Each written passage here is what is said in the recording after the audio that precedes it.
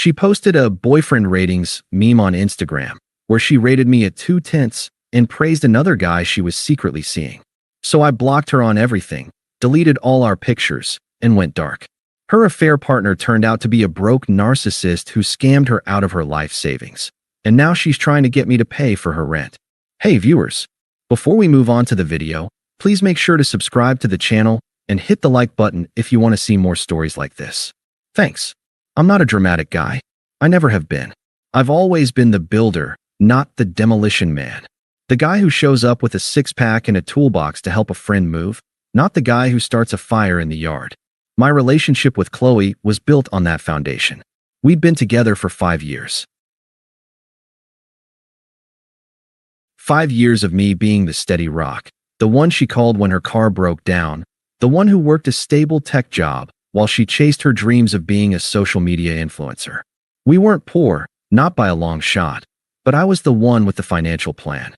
I was the one who put money into our shared savings account every month, the one who meticulously researched our future home, the one who took care of the bills while she focused on creating content. I never complained. I saw it as a partnership.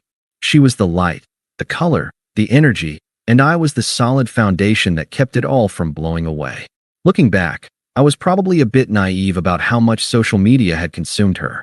It was a constant presence. Every dinner had to be a photo op, every weekend trip a curated reel. I went along with it because I loved her, and seeing her happy brought me joy. I'd be in the background, out of frame, a ghost in her perfect online world. I didn't care. As long as we were good in real life, the rest was just noise. Then came the post. It was a Saturday morning, and I was making coffee. I scrolled through Instagram while the water boiled, and there it was on my feed. A sponsored post from a brand she worked with, but with a personal twist. It was one of those boyfriend rating memes, a side-by-side comparison. On the left was a candid photo of me, one she must have taken while I was fixing a broken shelf. I was wearing an old t-shirt, my hair a mess. Underneath it, in big, bold letters, she had typed, "My boyfriend Mark. Rating, 2 out of 10. He's dependable, sure. But he's way too practical. He doesn't get the vision. Likes to plan for the future when I want to live in the moment." I felt a cold knot form in my stomach. My hands started to shake. I swiped to the next slide. On the right was a photo of a different guy, a shirtless selfie of some dude with a chiseled jaw and a trendy hairstyle.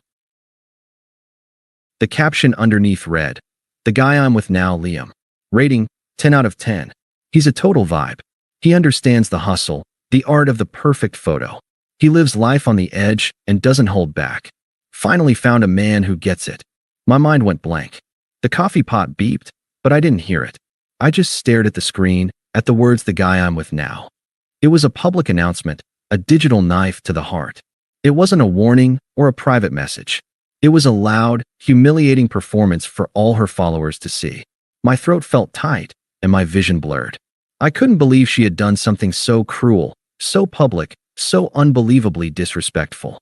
The coffee machine whirred to a stop, but the sound was drowned out by the blood pounding in my ears. I stood there, frozen, for what felt like an eternity, staring at the screen. The public shaming, the blatant disrespect, it was a level of cruelty I didn't know Chloe was capable of. The phone felt heavy in my hand. I set it down on the counter, the screen still glowing with the 2/10 meme, and just stood there, breathing. I heard the front door open and close. Chloe walked into the kitchen, humming a song I didn't recognize. She set her handbag on the island and gave me a breezy smile, completely oblivious. "Morning, babe," she said, walking over to the coffee pot. "I'm so glad you're already making some. I'm just popping in to grab some stuff. Got a full day of shoots ahead of me." I didn't respond. I just stood there, my arms crossed, watching her. She finally noticed the tense silence. Her smile faltered slightly. "What's wrong?" she asked, looking at me. Her eyes landed on my phone lying on the counter, then flicked back to my face. She knew. I could see the flicker of recognition, the subtle shift in her expression from carefree to calculating. "The post," I said, my voice flat. It didn't sound like my own. "The one you just put up. The one rating me as a 2. She scoffed, a light, dismissive sound. "Oh, that? It was a brand deal, Mark. It's a meme. It's a joke." "A joke?" My voice finally broke through the calm. You publicly humiliated me, Chloe. You told the world I'm a 2, and that you've already found someone new. I was a guest on your little show, and you just gave me a terrible review and then told everyone you fired me. She rolled her eyes and picked up her own phone. Oh, come on. You're overreacting. You just don't get it. You're so wrapped up in being a provider and being so practical that you can't see what I need. I need someone who understands my vision. I need someone who's not afraid to take risks. You're just stable. It's boring. I stared at her, the woman I had spent 5 years with, the woman I was planning a future with, the woman I was saving for a house with. So that's it. I'm boring. 5 years of my life, all the plans we made, all the sacrifices I made for us. It's all just boring. Don't make this a pity party, Mark, she said, her voice turning cold. We're just on different paths. You want to be a suburban dad, and I'm trying to be a global brand. Liam understands that. He's a 10. We're on a different level, a different trajectory. It's what I need. We're over. I'm sorry you found out this way, but it's probably for the best. Her words were like a physical blow. She wasn't even sorry. The sorry was a formality, a throwaway line. The smug look on her face, the way she spoke about me as if I were a character in a book she had finished reading, it was breathtakingly cruel. I had always imagined this moment, the moment a relationship ends. I thought there would be yelling, tears, maybe some negotiation. But all that faded away. Her words didn't hurt in the way I expected. They just made me tired. She was right. We were on different paths. One of us was walking toward a future we'd built together, and the other was already gone. I looked at her, truly looked at her, and the anger gave way to a quiet, cold clarity. Okay, I said, my voice returning to that flat, emotionless tone. I understand. I turned, walked past her, and went into the living room. I didn't look back. I just needed to start the process of walking away. I walked away from her, and I didn't stop to argue. There was nothing to argue about. Her mind was made up, and her disrespect was in the public record. So I went into the living room, sat down on the sofa, and pulled out my phone. I didn't yell or throw anything. I didn't beg or plead. My fingers just went to work. First, I went to our shared photos. The trips, the holidays, the quiet nights in, all of it. I selected every single one and hit delete. It was like tearing out pages of a book, but I knew I could never read them again without feeling sick to my stomach. Then I opened Instagram. I found her profile, and without a second thought, I blocked her. Then I blocked her friends who had liked the post. I went down the list, cleaning out my digital life, removing every trace of her existence. Then I logged out and deleted the app entirely. For the next few weeks, I was a ghost. I stopped picking up calls from mutual friends. I took a few days off work and just sat with the silence. The apartment felt too big, too empty. I packed up all her things and put them in boxes, labeling them Chloe. I dropped them off at her best friend's house with a short, polite text. Here are Chloe's things. Please let her know they're there. I didn't wait for a response. I changed the locks on my door and my phone number. I went completely dark. The initial shock gave way to a dull, throbbing ache. I was a 2 out of 10. It was a stupid meme, but the words echoed in my head. The truth of them, the quiet cruelty, was what hurt. I had given so much of myself, my time, my savings, and my trust. And in return, I was practical and boring. She had found it 10 out of 10. So I let her go find him. I gave her what she wanted, space to live a life without a boring man holding her back. I spent a lot of time alone, just walking. I explored parts of the city I'd never been to, sat in coffee shops, and listened to podcasts. I started going to the gym again, something I'd put on the back burner. The physical exhaustion helped numb the mental pain. My world became small and quiet, focused only on myself and what I needed. The silence was deafening at first, but with each passing day, it became more peaceful. 6 months passed. My life was unrecognizable. I had moved to a new apartment in a different neighborhood. It was smaller, but it felt like mine, a place where I could breathe. I was still at the same job, but I'd been promoted and was now leading my own team. My old friends from before Chloe were back in my life, and I was making new ones. My life was steady, calm, and free. I had been so successful at cutting off communication that I didn't have to hear the news directly.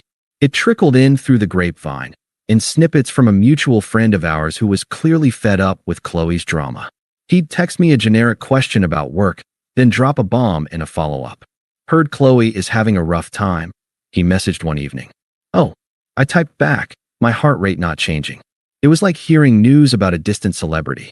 Yeah, that Liam guy. Turns out he wasn't a CEO after all. The company was a total front. He used her for a huge investment, then ghosted when the feds started sniffing around. I just read the message. I didn't feel joy or relief, just a quiet confirmation. It made sense. The 10 out of 10 guy was a complete fraud. The vibe she chased was a lie. A few weeks later, another text. Liam didn't just ghost her, man. He stole her life savings. Every cent she had. My breath caught. My mind immediately went back to our shared bank account, the one I had been building for our future. The money I had put in. The money she had laughed at, calling it boring. The October 10th had taken everything. He had seen a trusting, naive woman with a little money and a lot of ambition and used it to his advantage. The irony was so perfect it almost felt like a joke. She had left a boring man who was building her a house to chase a vibe, who left her with nothing. I didn't respond to my friend. There was nothing to say. Her karma wasn't my problem. I just sat there in my quiet, peaceful apartment and felt a profound sense of gratitude. Gratitude that I had the clarity to walk away when I did, and gratitude that the man I was, the 2/10 she left behind, was a man who knew how to build a life, not tear one down. The first contact came from a number I didn't recognize. It was a text message sent late on a Tuesday night. Hey Mark, it's me, Chloe. I know you're probably mad, and I deserve it. I'm just going through a really tough time right now, and I thought, maybe you would understand. I miss our talks. I read it, and a strange wave of nothingness washed over me. It wasn't anger. It wasn't pity. It was just an echo from a life I no longer lived. I deleted the message and blocked the number. A week later, a call came from her friend, Sarah. I hadn't spoken to Sarah in ages. I answered, thinking it was a work call. Mark? It's Sarah. I know this is random, but Chloe is a mess. She lost everything. That scumbag Liam took off with her money. She's completely broke. She has nowhere to go, and she's asking for your help. Please, just talk to her. She really regrets what she did. I kept my voice calm. Sarah, what happened between Chloe and me is in the past. It's been 6 months. I'm not going to get involved in her problems. But she's your ex-girlfriend. Sarah insisted. She's in trouble. You're the only one who can help her. She said you'd be a good person and just forgive her. I hope things get better for her. I said, a firm finality in my tone. But my life is no longer tied to hers. Goodbye, Sarah. I hung up the phone and blocked her number too. The attempts grew more desperate. Chloe messaged me on LinkedIn, of all places, with a generic request to connect, followed by a long, rambling message about how much she missed me and how lost she felt. Her words were a stark contrast to the smug public post she'd made months ago. There was no 10-10 to be found now. Just a broken woman trying to piece her life back together. I deleted the request and marked the message as spam. Then, one sunny Saturday afternoon, I heard a knock on my new apartment door. I wasn't expecting anyone. I peered through the peephole and my heart froze. It was Chloe. She was standing there in a wrinkled t-shirt, her hair in a messy bun, holding a small box. She looked tired and defeated. She was nothing like the polished, trendy person from her social media posts. She was just a regular person with a regular life, and it had fallen apart. I opened the door just enough to see her face. She looked up, her eyes wide with a mixture of hope and shame. Mark, she said, her voice small and shaky. I know you probably hate me. I wouldn't blame you if you did. I've been trying to reach you. I just wanted to apologize in person. I was so stupid. And so wrong. You were never a 2 out of 10. You were so much more than that. I was just so caught up in what I thought I wanted. I just looked at her. Her words held no weight for me. They were just words, an attempt to rewrite a history that was already set in stone.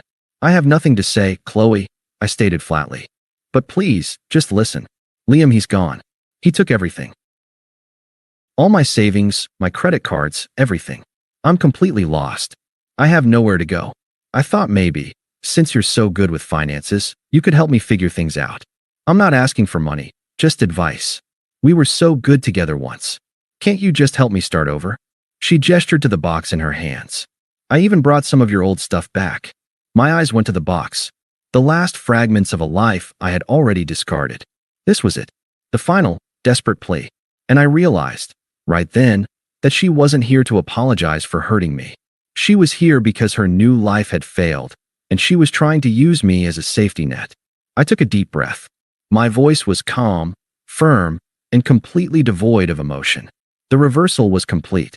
Chloe, I appreciate you coming here. And I'm sorry to hear that things didn't work out the way you planned. I paused for a moment. But your problems aren't my responsibility.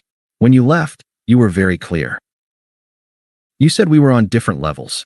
You said I was a 2 out of 10 and that you found a 10 out of 10 who got you. You chose a different path. She flinched. The words she had said to me so long ago now echoed in this small hallway, exposing the utter hypocrisy of her request. I'm not a 2 out of 10 anymore, Chloe. I continued, my gaze steady. I don't play it safe. I took a risk on my own. I got a new job, a new life, and a new perspective. I learned that I can be a 10 on my own. And you're just a ghost from a life I've already moved on from. You're not part of my life anymore. I don't care what happens to you. Her mouth opened slightly, but no sound came out. She finally saw it. The man she had left behind wasn't the same man standing in front of her. He wasn't a backup plan or a safety net. He was someone who had built a better life, and she was completely irrelevant to it. I closed the door gently but firmly. The quiet click of the lock was the sound of a chapter, a book, a whole world being closed forever. I didn't look back or check the peephole. I didn't need to. I was already 1,000 miles away, in a new life she could never reach. Thanks for watching. Make sure to subscribe to the channel and hit the like button. What do you think about this story? Share it in the comments.